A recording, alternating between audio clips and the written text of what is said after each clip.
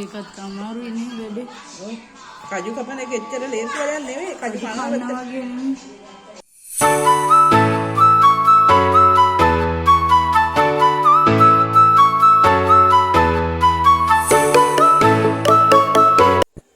කොහොමද ඔයාලට ඔන්න ඉතින් අවුරුදු කාලේ දකින්න ලැබෙන රසම කෑමක් තමයි මේ නාඹර කජු පුහුලා.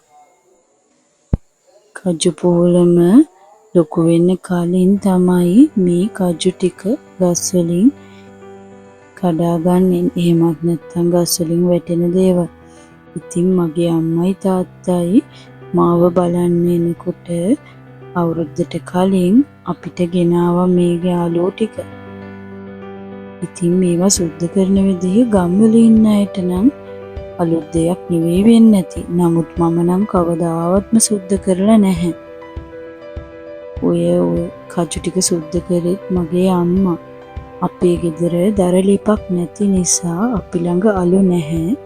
ඒ නිසා අතේ ගා ගන්න අලු තිබ්බේ නැහැ. අම්මා පොල් තෙල් ටිකක් අතේ ගාගෙන කජු කිරි ගෑවෙන්නේ නැති වෙන විදිහට තමයි කජු ටික සුද්ධ කරේ. මගේ අම්මට බිම වාඩි වෙන්න බැහැ. ඒ නිසා එයා මේසෙ උඩට ලෑල්ල අරගෙන තමයි සුද්ධ කරේ. ගම්වල මිනිස්සු නම් මේවා බිම කැත්තෙන් කපන්නේ. අලු අතේ ගාගෙනයි සුද්ධ කරන්නේ. ඉතින් එහෙම නොකලත් අපේ කජු කරියත් නියම රසට තිබුණා. ඔය විදිහට වටේ තියෙන පොත්ත සුද්ධ කරලා වතුරෙන් හොදනකොට වටේ තියෙන තව කුංචි සිවියක් අයින් කරා. ඊට පස්සේ ඒ කජු ටික මං තැම්බුවා. තම්බලා ඉවරලලා තමයි උයන්න සකස් කරගත්තේ. ඇත්තම කියනවා නම් මගේත් පළවෙනි වතාව මේ විදිහට කජු කරියක් හදපු. දැන් ගොඩාක් වෙලාවට අපිට කන්න ලැබෙන්නේ වේලිච්ච කජු වලින් හදපු කජු කරියක්නේ. එහෙම නෙවෙයි මේක ඉතින් නැවුම් කජුනේ. ඒකත් අමුතුම විදිහේ අත්දැකීමක් තමයි. කොහොමත් ඉතින් කජු කරිය රසයිනේ. අපි කවුරුත් කැමතියිනේ කන්න. ඉතින් ওই විදිහට මගේ අම්මා ඔක්කොම ටික සුද්ධ කරලා දුන්නා. මට චූටි බබාලා දෙන්නත් එක්ක කරගන්න අමාරුයි කියලා. මොකද මට පුරුදු නැහැනේ. කජු කනවා වගේ නම් ලේසි උනේ නැහැ උන්න. ඔයාලා දන්නව ඇතිනේ ඒක නේද? ඒකනේ කජු වල මිලත් එන්නෙම වැඩි වෙන්නේ.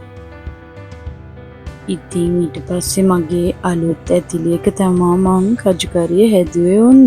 බලන්නකෝ තම්බගත්ත කජු ටිකට මම ඉතින් සාමාන්‍ය කිරට වෙන විදිහට ලූණු, රම්පේ කරපිංචා, එතකොට අය මම දැම්මා උළු හාල් ටිකක්, කහ ලුණු 3-5 චුට්ටක් මං ගාව නම් තිබ්බේ බෙදපු 3-5 විතරයි ගෙදර හදපුවා.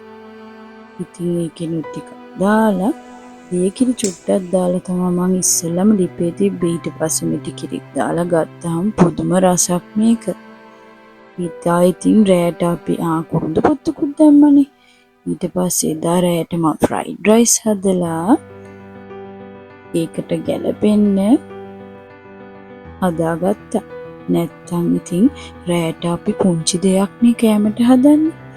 එදා ඉතින් විශේෂයක් කරන්න තමයි කජු කරිය හදලා ෆ්‍රයිඩ් රයිස් එකකුත් හදාගත්තේ. ඉතින් එහෙනම් කජු ටික කාලම යමු නේද?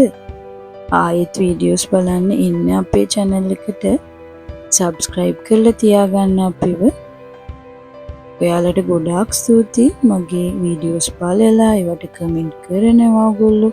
ඔයාලගේ ආදරයට අපි හැමදාමත් ආදරේ. ඉතින් හැමෝම අවුරුදු සමරන සතුටින්